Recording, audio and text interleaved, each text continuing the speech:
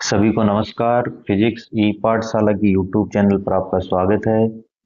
आप सब कैसे हैं? उम्मीद करता हूँ आप स्वस्थ होंगे। जैसा कि आप जानते हैं, लास्ट क्लास में हमने प्रकाश के परावर्तन से संबंधित गोलीय दर्पण डिस्कस किए थे। गोलीय दर्पण में हमने उत्तल और अवतल दर्पण को डिटेल में डिस्कस किया था। आज हम उसी क्रम में आगे बढ़ते हुए सिलेबस का नेक्स्ट टॉपिक प्रकाश का अपवर्तन डिस्कस करने वाले हैं।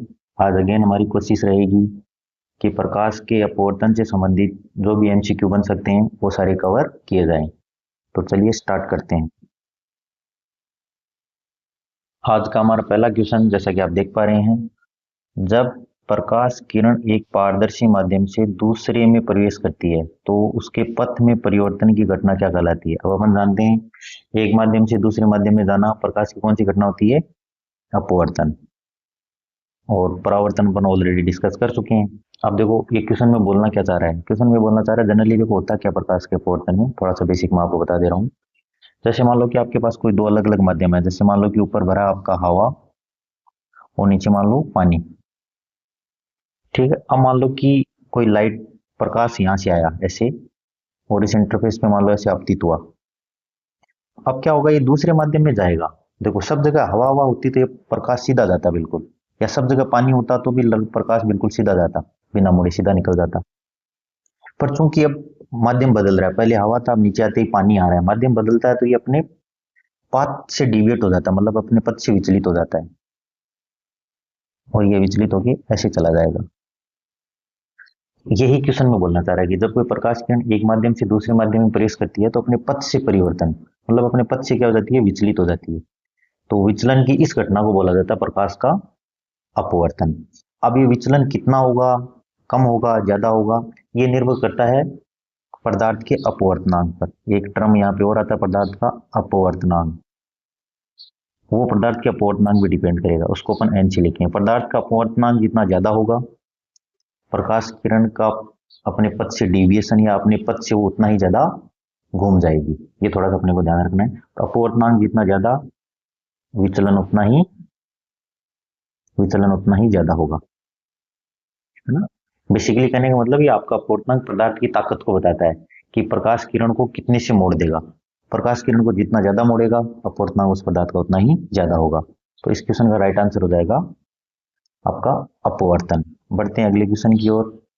अगला क्वेश्चन देखो क्या कह रहा है, प्रकाश के अपवर्तन का मूल कारण क्या होता है? देखो प्रकाश के अपवर्तन का मूल कारण ये होता है, एक तो अपने पास से डेविएट होती है, और डेविएट होने का मुख्य कारण ये होता है कि जो आपकी प्रकाश की चाल होती है वो भिन्न भिन्न माध्यम में क्या होती है? भिन्न भिन्न होती है। तो विभिन्न माध्यम में जो प्रकाश की चाल होती है उसका भिन्न होना ही इसका एक मुख्य कारण है ना सभी। और जो प्रकाश की सर्वाधिक होती है, याद रखेंगे, प्रकाश की अधिकतम चाल किसमें होती है? निर्वात में। अधिकतम चाल निर्वात में होती है, याद रखेंगे। और कितनी होती है वो भी अपने को थोड़ा सा ध्यान रखना है।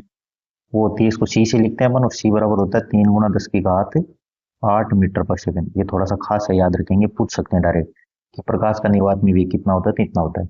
अच्छा, कई बार एक बार मैंने देखा था किसी कॉम्पिटेटिव एग्जाम में ऐसा भी पूछा गया था, वहां पे 3 × 10⁸ का कोई ऑप्शन ही नहीं था। तो यही क्वेश्चन आपसे ऐसा भी पूछा जा सकता है, सी को ऐसे भी लिख सकते हैं अपन, 3 × 10⁻10 भी लिख सकते हैं, पर उसके आगे फिर मात्रक चेंज हो जाएगा, सेंटीमीटर पर सेकेंड। तो अगर मीटर पर सेकंड लिखा है तो आपको लिखना है 10⁸, और अगर सेंटीमीटर पर सेकंड लिखा है तो 10⁸ लिखना है 10। तो ये भी हो सकता है, तो थोड़ा सा ध्यान रखेंगे, कंफ्यूज नहीं हो जाना है ना। अब भिन्न भिन्न माध्यम में देखो ये अधिकतम होती है प्रकाश की चाल। इसके अलावा जितने भी आपके माध्यम है, जैसे पानी हो गया, आपका ग्लास हो गया, या कोई भी माध्यम, जिसमें माध्यम में प्रकाश जाएगा वहां वेग इस वाले वेग से हमेशा कम ही होगा, इससे कभी ज्यादा आने वाला नहीं है। अब वो कितना होगा वो डिपेंड करेगा उस पदार्थ के अपवर्तनांक पर। कैसे डिपेंड करेगा वो अपन आगे की क्वेश्चन में डिस्कस करेंगे। बढ़ते हैं अगले क्वेश्चन की ओर। देखो ये एक अगेन इंटरेस्टिंग चीज आ गई, है ना। जब प्रकाश किरण विरल माध्यम से सघन माध्यम में प्रवेश करती है तो क्या होता है?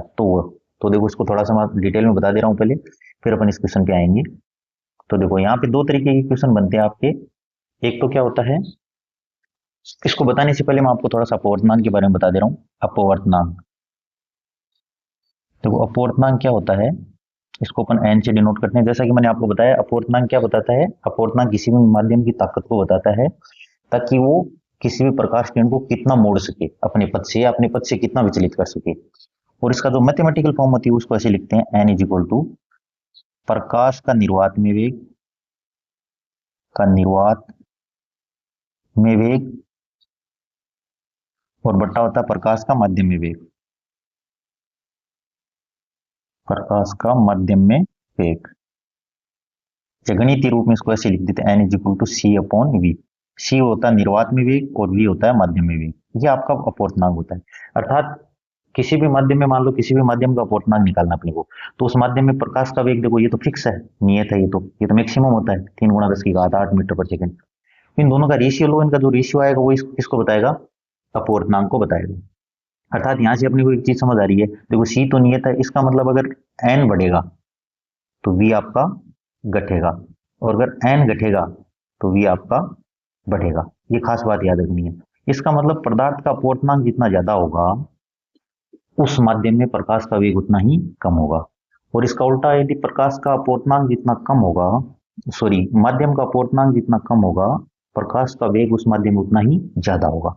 तो देखो, अपवर्तनांक ज्यादा होने का मतलब, पहली बात मैंने पीछे क्वेश्चन बताई, अपवर्तनांक ज्यादा होने का मतलब है प्रकाश को अपने पथ से ज्यादा विचलित करेगी, पहली बात। और दूसरी, वहां पे प्रकाश का वेग कम होगा, और अपवर्तनांक जितना कम होगा वो प्रकाश को अपने पथ से उतना ही कम विचलित करेगी और वेग उतना ही ज्यादा होगा। तो इसमें दोनों से थोड़ा ध्यान उल्टा आया है, थोड़ा सा ध्यान रखना है अपने को। विचलन एन जितना बढ़ेगा विचलन उतना ही ज्यादा होगा, और एन जितना बढ़ेगा वेग उतना ही उस माध्यम में कम होगा। ये खास बात थोड़ी सी अपने को याद रखनी है।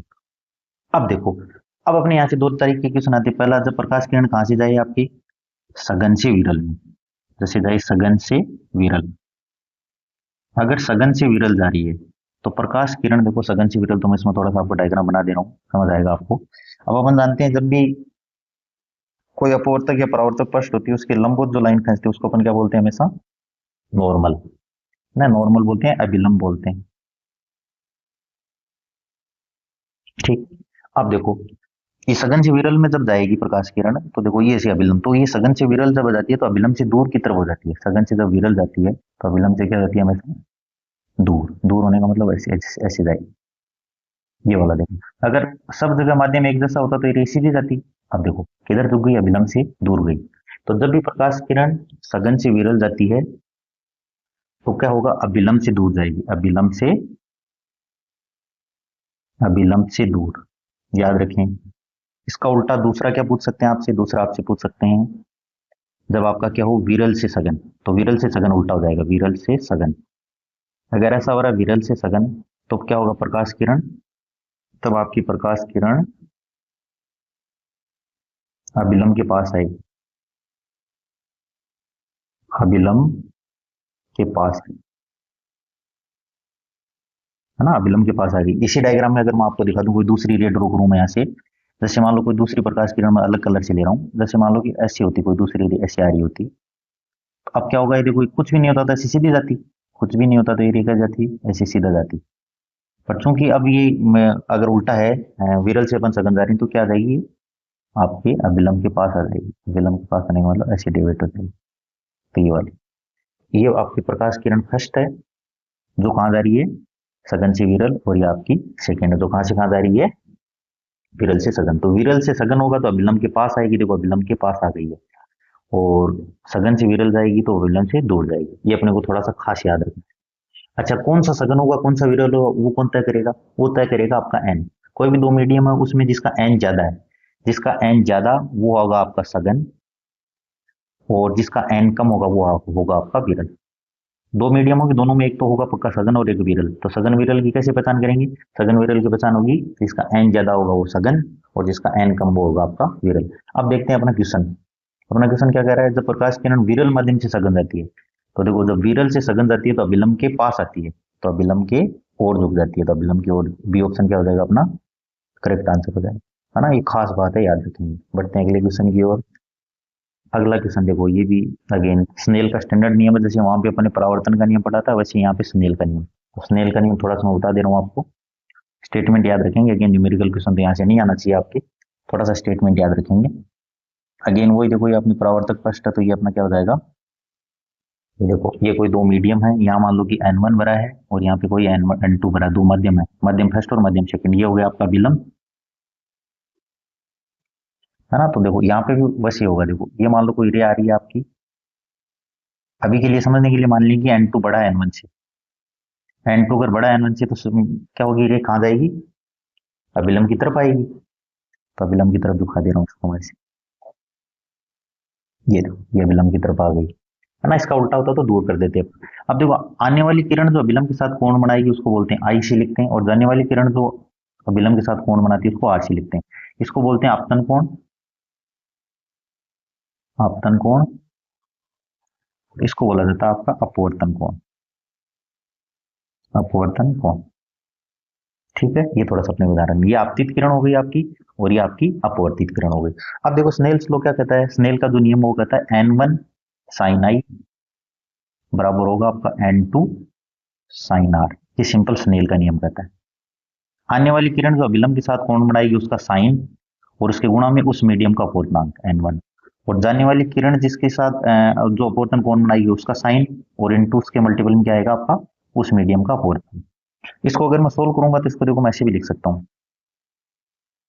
Sign i upon sine r बराबर लिख सकता हूँ N2 अपॉन N1। और ये देखो दोनों N1 N2 तो क्या नियतांक है, अपवर्तनांक तो कांस्टेंट होती है, तो ये किसके बराबर आएगा, कांस्टेंट के बराबर, मतलब नियतांक के बराबर आएगा। तो यही आपका स्नेल का नियम है, यही आपका क्या है, स्नेल का नियम। ये थोड़ा सा अपने को ध्यान में रखना है, स्टेटमेंट याद रखेंगे, बाकी कोई खास बात नहीं है। तो देखो अपना ऑप्शन कौन सा हो जाएगा, ये अपना करेक्ट ऑप्शन हो जाएगा, है ना। इस क्वेश्चन में साइन आर अपॉन आई है, तो बात ये कि देखो उसको मैं उल्टा लिखूंगा, जैसे मान लो इसको मैं लिख रहा हूँ साइन आर अपॉन साइन आई, इसमें कंफ्यूज होने की जरूरत नहीं है। तो इधर भी उल्टा हो जाएगा N1 अपॉन N2, ऐसी बात है, ये भी तो नियतांक ही है ना। तो एक ही बात है दोनों, ये थोड़ा सा अपने को ध्यान में रखना। तो ऑप्शन ए अपना क्या हो जाएगा, करेक्ट आंसर। अगेन यहाँ से न्यूमेरिकल क्वेश्चन तो नहीं आना चाहिए, स्टेटमेंट पूछा जा सकता है, तो थोड़ा सा ध्यान रखेंगे। बढ़ते हैं अगले क्वेश्चन की ओर।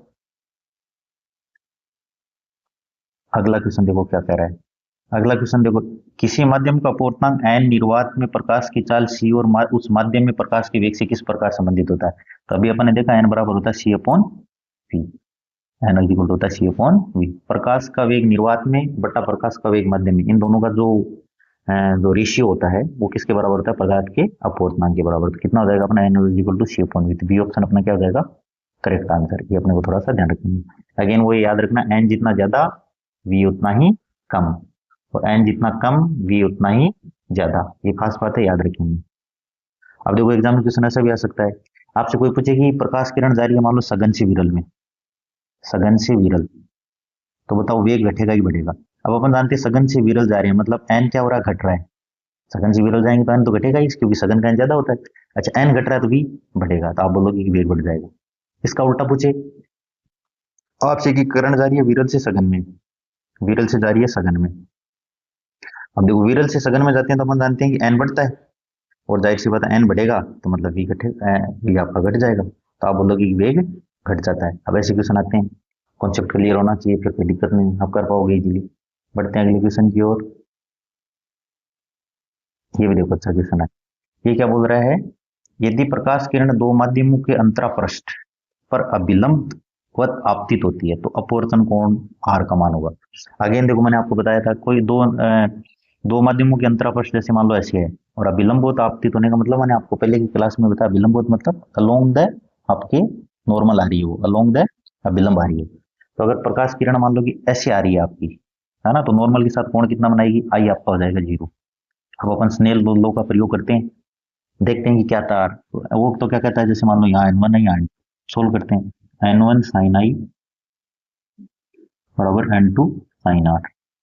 अब कोई कंफ्यूजन ही नहीं है, N1 साइन आई कितना 0, साइन 0 कितना होता है 0 बराबर N2 साइन आर।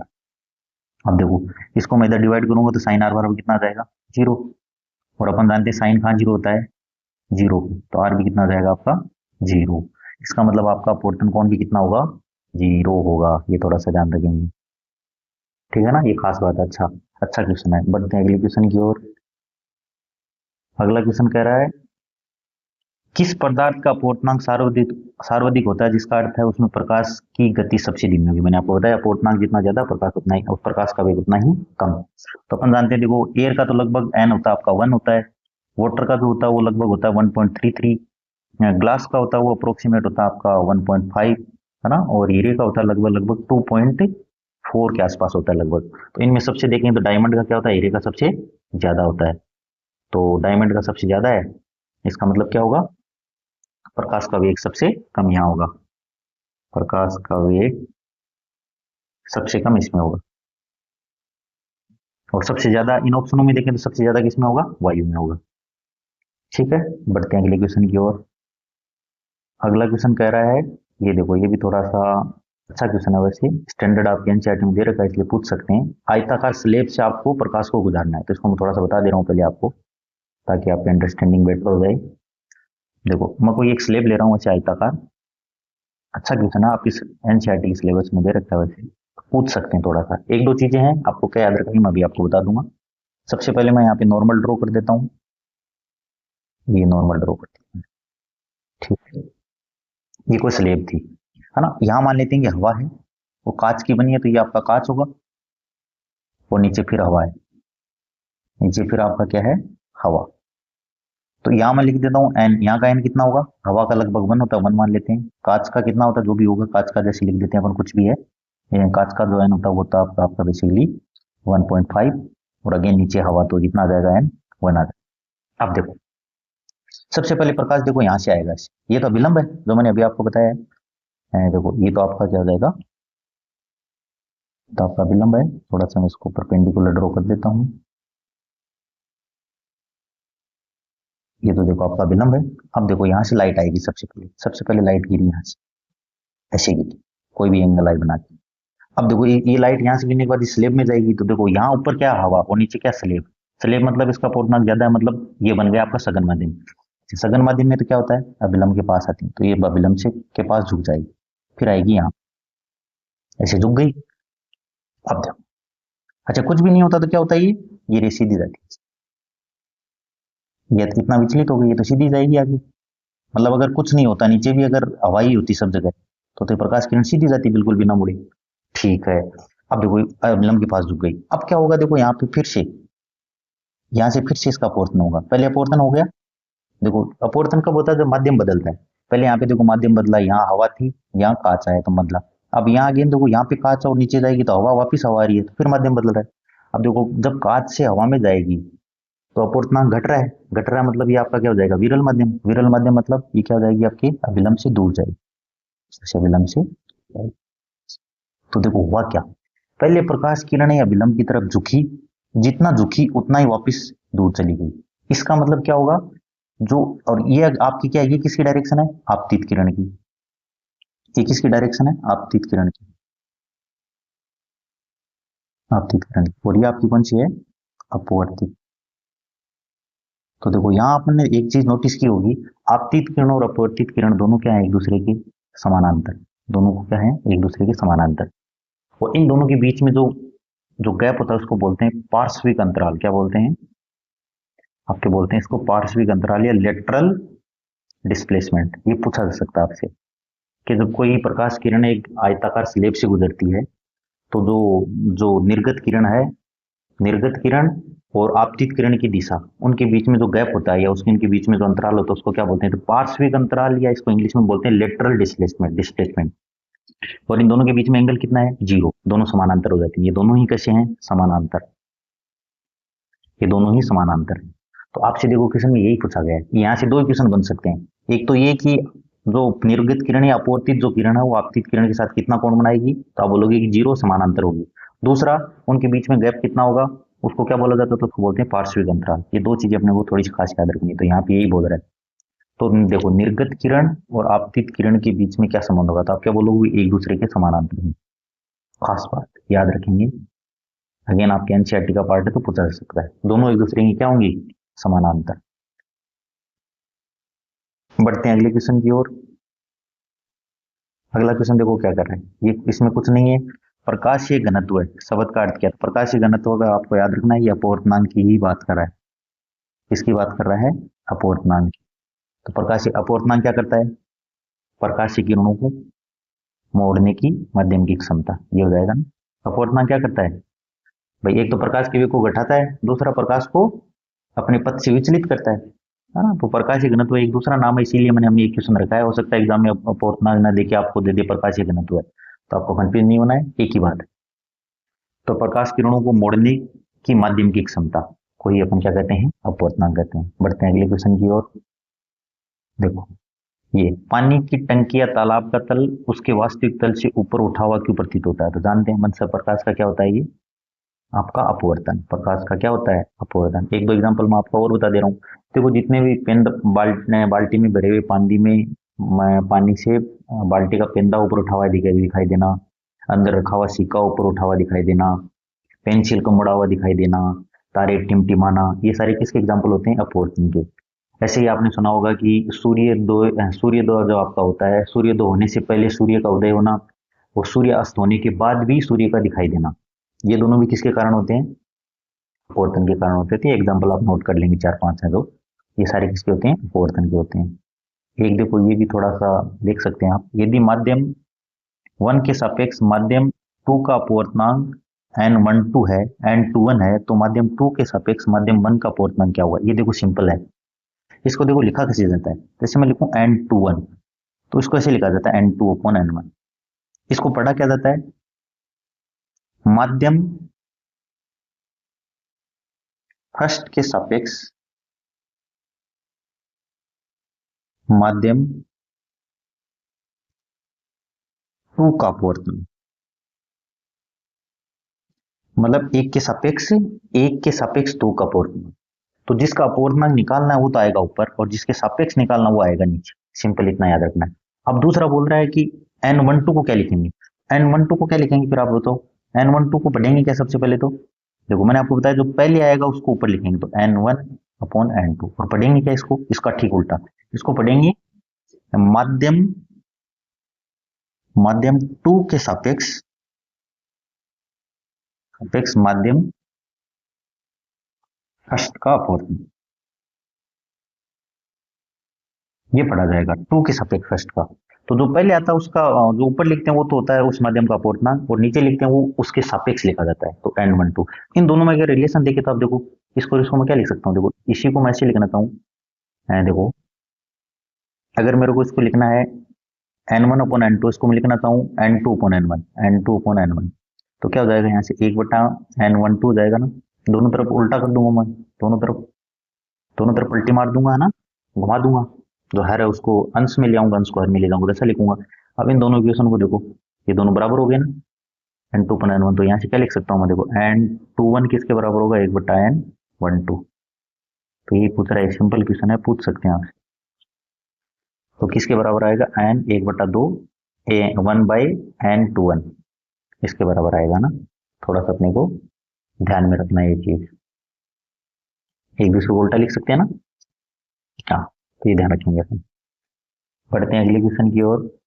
अच्छा, इसमें कंफ्यूज मत हो जाना ना, ये एक ही बात है। इसको मैं अगेन ऐसे तो भी तो लिख सकता हूँ, n12 बराबर हो जाएगा 1/n21, है ना, इसमें कंफ्यूज नहीं होना है, एक ही बात है ये तो, कैसे भी लिख सकते हैं। तो n12 किसके बराबर आएगा, 21 के। बढ़ते हैं अगले क्वेश्चन की ओर। ये देखो, ये फॉर्मूला बेस्ड न्यूमेरिकल क्वेश्चन, यहाँ से एक यही न्यूमेरिकल आ सकता है, बाकी आने की संभावना नहीं है। यदि कांच का अपवर्तनांक 1.5 और निर्वात में प्रकाश के साथ, अब ये देखो, हो सकता है एग्जाम में आपको गिवन भी नहीं हो तो याद रखेंगे, 3×10⁸ तो कांच में प्रकाश की चाल कितनी होगी। तो अभी अपन फॉर्मूला जानते हैं, अपवर्तनांक बराबर निर्वात में वेग बटा माध्यम में वेग। अब कांच में पूछा, मतलब माध्यम में पूछा आपसे भी, तो c/n। सिंपल, c दे रखा 3×10⁸ और n दे रखा 1.5। तो 1.5 एकम 1.5, 1.5 दूनी 3, 2 बार कटेगा, तो v इक्वल टू कितना आ जाएगा, 2×10⁸ मीटर पर सेकंड। तो जो आपका ग्लास होगा उसमें रफ्तार कितनी होगी लाइट की, 2×10⁸, तो 2×10⁸, है ना। ये डायरेक्ट आपके एनसीईआरटी में क्वेश्चन दे रखे हैं, पूछा जा सकता है, थोड़ा सा ध्यान रखेंगे, सिंपल है, कुछ भी नहीं है। बढ़ते हैं अगले क्वेश्चन की ओर। ये देखो, अपन ऑलरेडी डिस्कस कर चुके हैं, तारों के टिमटिमाने का मुख्य कारण क्या होता है, आपका वायुमंडलीय अपवर्तन, ये अपवर्तन कह सकते हैं अपन, है ना। ये थोड़ा सा अपने को ध्यान रखना है। बढ़ते हैं अगले क्वेश्चन की ओर। देखो, प्रकाश किरण एक माध्यम से दूसरे माध्यम में जाने पर बिना मुड़े सीधी कब निकल जाती है? तो इसके दो कारण हो सकते हैं। देखो, एक माध्यम या तो दोनों माध्यम का अपवर्तनांक सेम हो, अगर अपवर्तनांक सेम होगा, n1 बराबर n2 बराबर n होगा, मतलब बराबर होगा, तो माध्यम अगर एक जैसा ही है तो प्रकाश अपन जानते हैं बिना मुड़े सीधा निकल जाता है। दूसरा, अपन ने बीच में एक क्वेश्चन डिस्कस किया था, अगर कोई भी प्रकाश किरण अपवर्तक सतह के लंबवत आए ऐसे लंब होता है, या फिर बोल सकते हैं अभिलंब के अनुदिश आए। आई कितना होता है, जीरो। आई जीरो होता है तो फिर आर भी कितना होता है, जीरो होता है। दो केस बन सकते हैं, यहाँ देख लेते हैं ऑप्शन में कौन सा बोल रहा है। जब आपतन कोण 90 डिग्री हो, देखो पहला ही हो जाएगा, आपतन कोण क्या हो, 90 डिग्री। अगर आपतन कोण 90 डिग्री हो, सॉरी आपतन कोण 90 डिग्री नहीं, जीरो, पहला नहीं होगा, ध्यान रखेंगे, है ना, ऐसे कंफ्यूजन हो जाता है। आपतन कोण 90 का मतलब तो आई 90 दे रहा है, तो ये तो नहीं होगा, गलत हो जाएगा। जब दोनों माध्यमों का अपवर्तनांक समान हो, देखो ये वाला ऑप्शन होगा इसमें, जब दोनों माध्यमों का अपवर्तनांक क्या हो, समान हो। अगर दोनों माध्यमों का अपवर्तनांक सेम हो गया है तो प्रकाश बिना मुड़े सीधा निकल जाएगा। जब प्रकाश किरण सघन से विरल जाए तो इसमें भी मुड़ता अपन जानते हैं, 45 होगा तो भी मुड़ेगा, तो ऑप्शन बी क्या हो जाएगा, करेक्ट हो जाएगा। बहुत ही अच्छा क्वेश्चन, वेरी वेरी इंपॉर्टेंट, ध्यान रखेंगे। दो केस हो सकते हैं, बिना मुड़े सीधा कब निकलेगा, एक तो जब दोनों माध्यमों का अपवर्तनांक सेम हो, दूसरा जब प्रकाश अलोंग द अभिलंब आए, ये अभिलंब के अनुदिश आए। बढ़ते हैं अगले क्वेश्चन की ओर। ये आज का अपना लास्ट क्वेश्चन क्या बोल रहा है, देखो ये अपन ऑलरेडी डिस्कस कर सकते हैं। कांच के स्लेब से गुजरने पर आपतित किरण और निर्गत किरण के बीच लंबवत दूरी को क्या कहते हैं, अभी अपन किया था देखो ऐसे। एक प्रकाश किरण से आई थी ना, फिर वो पहले क्या होती है, पास में रुकी, फिर वापस दूर चली गई, और एक थी सीधी। इन दोनों के बीच की ये वाली लंबवत डिस्टेंस, जिसको क्या बोलते हैं, मैंने बोला था पार्श्विक विस्थापन या लेटरल डिस्प्लेसमेंट बोलते हैं।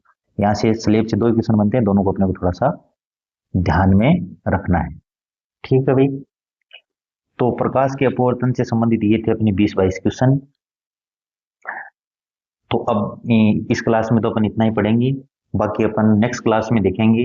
अपवर्तन का वेरी इंपॉर्टेंट टॉपिक आता है आपका लेंस, तो अगली क्लास में अपन लेंस से संबंधित जितने भी क्वेश्चन है वो डिस्कस करेंगे। लेंस में भी अपन दोनों लेंस को डिस्कस करेंगे, एक होता है आपका उत्तल लेंस और एक होता है आपका अवतल, दोनों को डिस्कस करेंगे। तो मिलते हैं नेक्स्ट क्लास में, तब तक के लिए जय हिंद, जय भारत।